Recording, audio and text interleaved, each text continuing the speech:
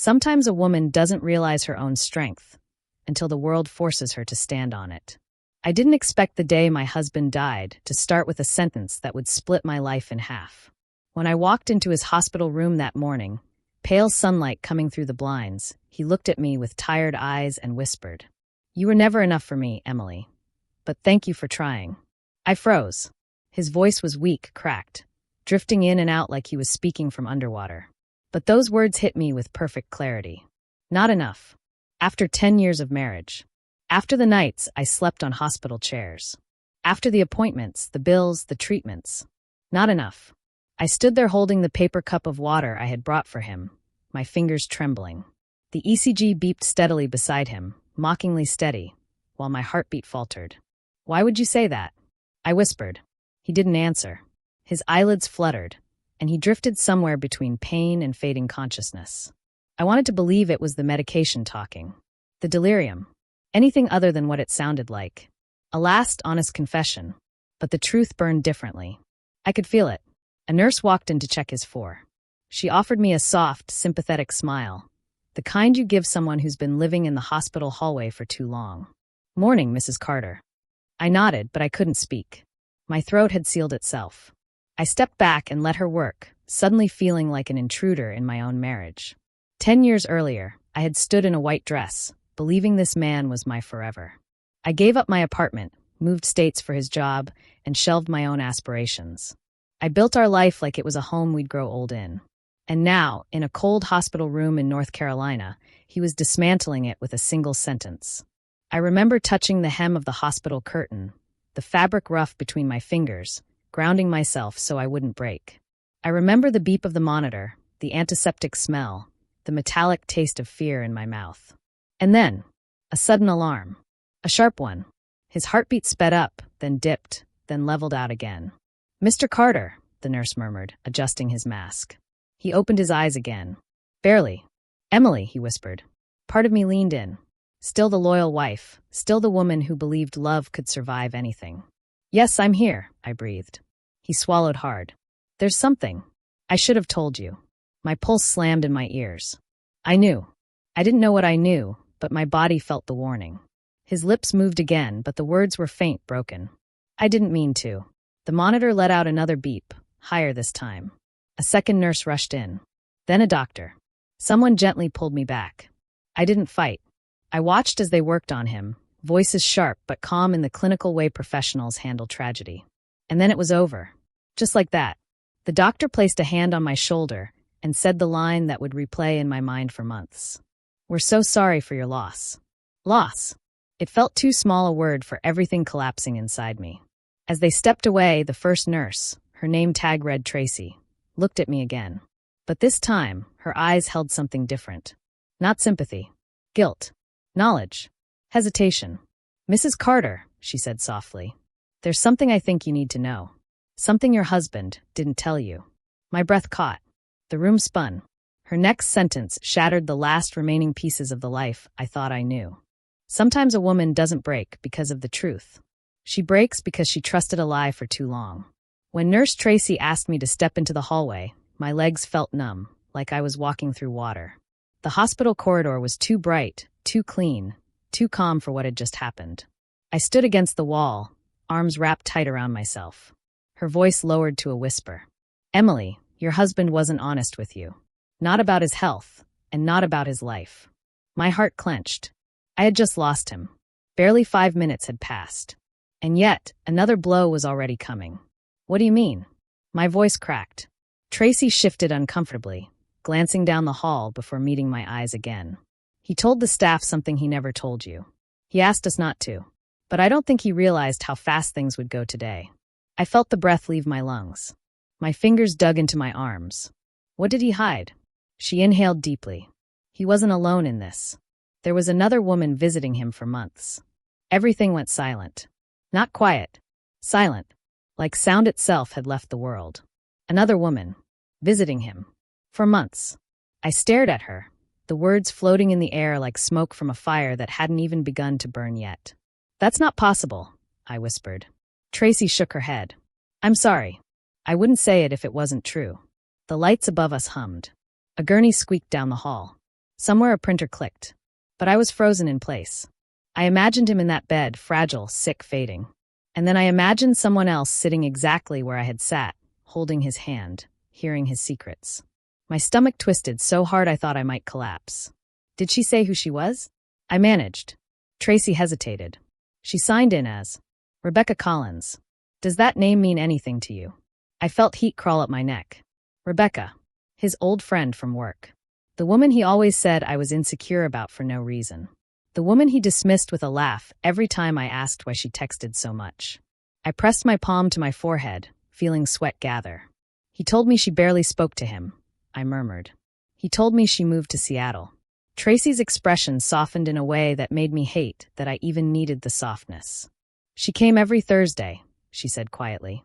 And last week, she brought a baby. My head snapped up. A baby? Yes. His. My voice was a whisper, barely alive. We don't know. She didn't say. My knees buckled, and I leaned back against the wall, sliding down until I was half crouched, half sitting. I had taken care of him for a year. I handled every medical form, every bill, every night he woke up gasping.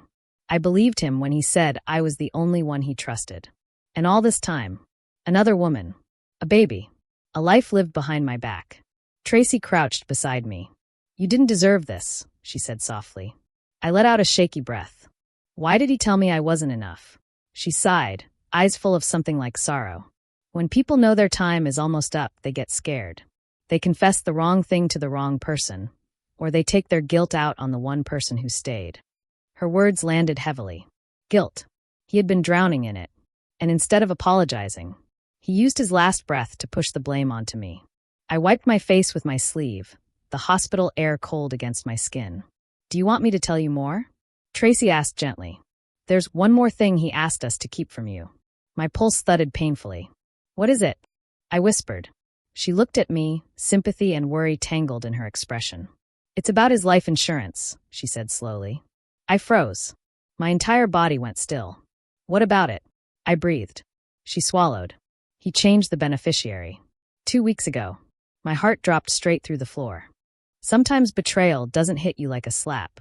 It hits like a cold hand closing around your throat, slowly, deliberately. When Tracy said he changed his life insurance beneficiary, something inside me went painfully still. I felt it in my ribs, in my jaw, in the way my hands stopped shaking, even though everything else in me was falling apart.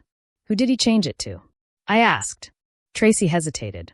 That alone was enough to make my stomach twist. She finally exhaled. Rebecca Collins. For a moment, I couldn't breathe. Not because it was shocking, but because on some level I already knew.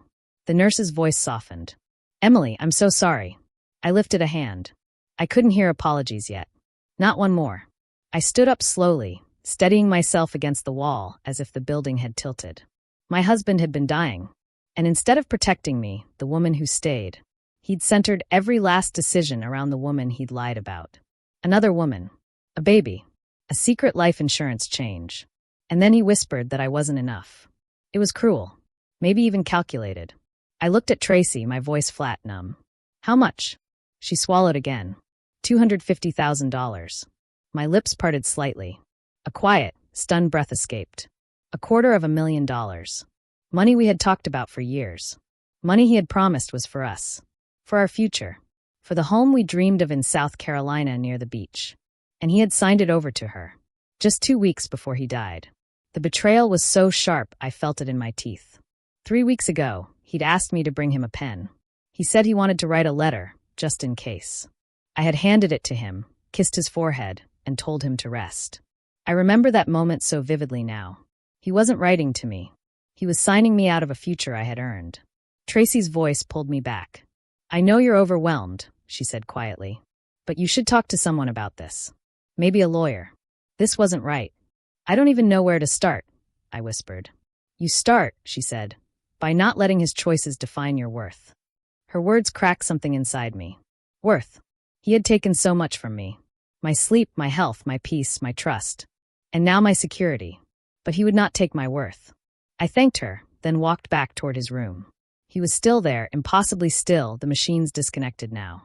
For the first time, I saw him not as my husband, but as a man who had hurt me in ways I didn't deserve.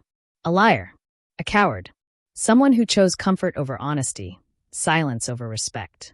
I stood at the edge of the bed and stared at him, waiting to feel grief.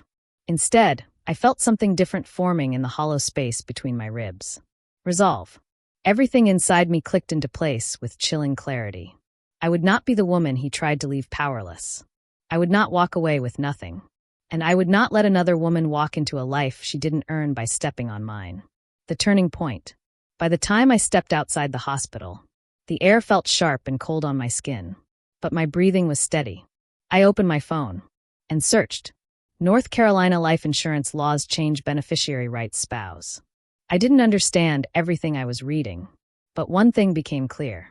Spouses have rights, especially when changes are made late, under questionable circumstances, and without consent. I kept searching. I kept reading. And then I made the first real decision of my new life. I called a lawyer. My voice didn't shake. Not once.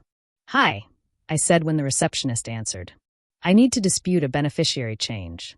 And I need someone who isn't afraid of a fight." The woman paused. "Do you have documentation?" "Yes," I said. And I did. 10 years of marriage. Emails. Financial files. Every hospital visit I logged. Every form I signed for him. This wasn't about revenge. It was about dignity. The receptionist scheduled me for the next morning. I hung up, exhaled, and whispered into the cold air. "I'm not done. Not even close." Sometimes strength isn't loud. Sometimes it's quiet, steady, and deliberate, like water wearing away stone. The next morning, I met my lawyer, a sharp woman named Catherine Lynn, in a small office downtown in Charlotte. Her office smelled of coffee and old files, and I liked that. It felt real, not staged. She listened to my story without flinching. "So," she said, tapping her pen against the desk, "he changed the beneficiary 2 weeks before he died. And you only found out now?" I nodded. "Yes." And the hospital staff confirmed it. Catherine didn't blink. She didn't sigh. She didn't try to soften the blow. "Then we have a case. You're his spouse. You've been financially and emotionally tied to him for a decade. He didn't have the right to erase your stake without your consent." I felt a surge I didn't know I had. This was more than numbers or property. This was about reclaiming what was mine, my life, my choices, my dignity. Over the next few days, I began the grind. I collected every joint account statement we had, printed emails and messages where he promised our future, gathered hospital paperwork showing I had been his primary caregiver, documented every Thursday he had claimed he was working late, but had actually been with Rebecca. I even went through old calendars, receipts, and notes. Every little detail felt like armor. I stopped answering texts from his friends who tried to console me with vague, pitying words. No one would manipulate me now. Catherine filed the initial dispute with the insurance company. It was procedural but necessary. I sat in my apartment, watching the spinning ceiling fan, feeling the hum of justice moving slowly but surely. The quiet moments became my weapons. I would read, take notes, and prepare for the confrontation to come. I imagined the meeting in my mind, rehearsing my calm, steady tone. No crying, no begging, only truth. I thought about my husband lying there in the hospital, and I felt a strange clarity. For the first time in years, I realized my life had value independent of him. I wasn't the woman he told me I wasn't. I was the woman who would fight back. The first face-to-face confrontation wasn't with Rebecca. It was with the insurance adjuster, a polite but stiff man named Mr. Daniels. I laid out the timeline, the paperwork, and the legal precedent. I didn't cry. I didn't shake. I didn't beg. I spoke with the clarity of someone who had been betrayed and had decided to reclaim their life. Mr. Daniels tried to sidestep me. Technically, he had the right to change beneficiaries. But I stayed firm. No, not like this. Not secretly. Not under the guise of illness. Not when I've spent 10 years building this life with him. I saw the shift in his eyes. The certainty. The respect. Even he knew I was right. That night, I sat on my balcony, the city lights glowing below. I could hear the distant hum of traffic and the occasional siren. I felt tired, yes, but not broken. I felt powerful. All the betrayal, all the lies, all the humiliation had led me here. I was no longer the woman who waited helplessly in a hospital room. I was the woman who decided her own worth, who would fight for it, and who would not be silenced. And for the first time, I smiled, not a wide smile, not even a relieved one. Just a small, quiet acknowledgement that I had survived and that I would thrive. Sometimes the fight is longer than you expect, but every step forward is a small victory. The insurance company pushed back harder than I imagined. Letters arrived daily, politely worded but clearly designed to intimidate me. Insufficient documentation. Beneficiary change is final. We require notarized proof of intent. Each one landed like a slap, but I refused to bend. I spent hours at my laptop, cross-referencing hospital forms, emails, and financial records. I called Catherine multiple times a day, her voice steady and firm, guiding me through every legal nuance. I was learning the language of power, how to fight without anger, how to argue without emotion. I was learning that dignity was louder than rage. Rebecca Collins didn't know I was coming. I had found her through public records, her address listed for correspondence. I drove there myself, a stack of evidence neatly tucked in my bag. Every mile, my hands gripped the steering wheel, but my jaw stayed firm. She answered the door, smiling, the kind of practiced friendliness people use when they think they've won. "Emily," she said, "I wasn't expecting you." I stepped forward, calm but deliberate. "I didn't come here to argue. I came to tell you something you need to understand." Her smile faltered slightly. "About what?" "About my life," I said. "About my marriage. About the man you think you knew, and about what you've tried to take." She opened her mouth, but I raised a hand. "I'm not here to yell. I'm here to inform you." I explained the beneficiary change, the legal challenges, and the evidence I had. I watched her face turn from surprise to discomfort to fear. She shifted her weight, suddenly aware that this wasn't going to be easy. "You can't do that," she whispered. "Yes," I said, steady. "I can. And I will. Because this isn't about revenge. It's about justice." The next few days were a whirlwind. Catherine arranged formal notices, and I spoke with friends who had seen my husband's behavior firsthand. I collected witnesses who could attest to my caregiving role and to the secrecy of his actions. Every small piece of corroboration felt like armor. I also took care of myself, something I hadn't done in years. Morning walks, long showers, journaling, all tiny acts of reclaiming my life. Every small routine reminded me that I was still here. Still standing. Still worthy.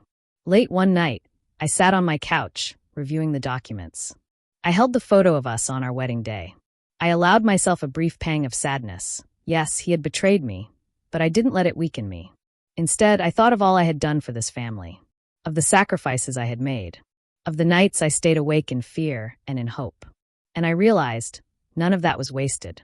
Every act of love, every moment of endurance, every choice to stay when things were hard, it had built the foundation for the strength I now had. I was no longer just the woman he had abandoned emotionally, financially, morally. I was the woman who could face the truth and still stand taller than ever before. The fight wasn't over. It would take time, patience, and courage. But for the first time, I knew I could win. Sometimes strength shows in the quietest moments. Not in shouting or confrontation, but in persistence and preparation. The following weeks were a blur of phone calls, emails, and meetings. Catherine guided me through every step: depositions, witness statements, and financial audits. I became a master of documentation. Every hospital visit, every email thread, every bank transfer meticulously logged.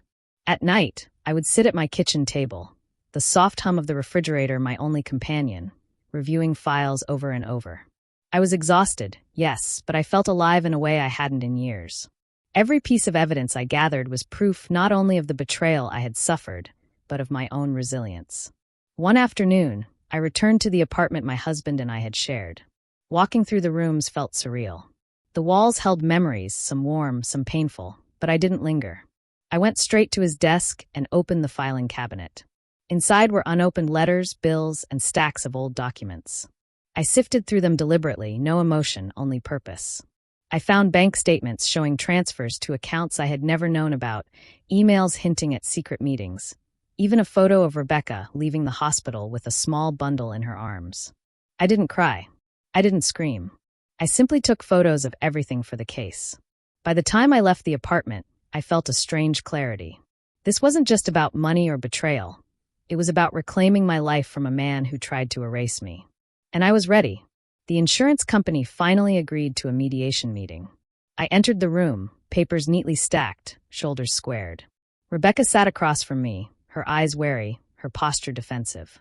She had lawyers with her, but I had Catherine, and years of proof that this fight was mine to win.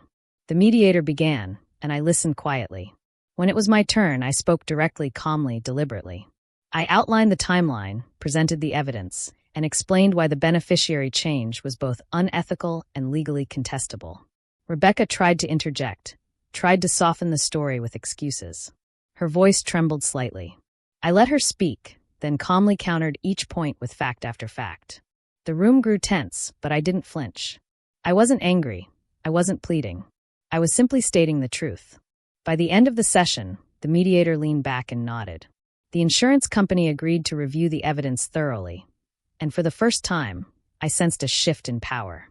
That night, I returned home and poured a cup of tea. The house was silent. I sat on the couch, the city lights glimmering outside, and allowed myself to breathe deeply. I thought about everything I had endured: the betrayal, the humiliation, the years of sacrifice, the whispered lies in the hospital room. And I realized something profound. None of it had broken me. It had forged me. I was no longer the woman who waited helplessly in a hospital corridor. I was the woman who confronted lies with evidence, betrayal with courage, and injustice with unshakable resolve. And in that moment, I felt the first true sense of peace I had known in a long, long time. Sometimes the final step isn't dramatic. It's just persistence meeting truth, and watching it unfold before your eyes. A few weeks after mediation, the insurance company made their decision. They agreed to reverse the beneficiary change, citing my legal rights as the surviving spouse and the suspicious timing of the adjustment. It wasn't just a win on paper. It was validation. Validation that I had been right to trust my instincts, to fight, to refuse to be silenced. Catherine called me with the news. Her voice was steady, but I heard a quiet pride beneath it. "We did it, Emily. You fought smart. You fought clean. And you won." I leaned back in my chair, closed my eyes, and let the relief wash over me. All the months of collecting documents, facing Rebecca, enduring subtle intimidation, it had led here. Rebecca tried to contact me afterward, first with texts, then calls. I didn't respond. I didn't need to.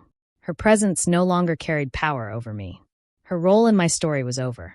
When she eventually realized I wouldn't engage, she disappeared from the picture entirely. I didn't celebrate her absence with malice. I celebrated it quietly, like stepping out into sunlight after a long, suffocating storm. With the insurance settlement back under my control, I made small, intentional choices for myself. I bought a small condo in Charlotte, a place with light pouring through wide windows, where I could see the skyline every morning. I invested in my career, attending workshops and taking courses I had shelved during my marriage. I started therapy, finally unpacking the years of betrayal and neglect, learning that self-worth isn't given, it's claimed. Every decision, every small act of reclamation, felt like a stitch sewing me back together. I was no longer defined by a man who betrayed me. I was defined by the woman I had become. One evening, I sat on my balcony with a cup of tea, the city lights flickering below. The breeze brushed my face, carrying the faint hum of life continuing, moving forward. I thought about my husband's final words. "You were never enough," and how they had haunted me. And then I realized, he was wrong. I had been enough. More than enough. I had been strong enough to survive betrayal, smart enough to gather evidence, brave enough to confront the lies, and resilient enough to reclaim what was mine. All that pain, all that humiliation, all those years of being undervalued. They had shaped me, yes, but they hadn't destroyed me. I was free. I was powerful. I was whole. And finally, I understood that strength doesn't come from never being hurt. It comes from standing up, again and again, until you see yourself in the light, not through the eyes of someone who betrayed you, but through your own. If you were in my place, what would you have done?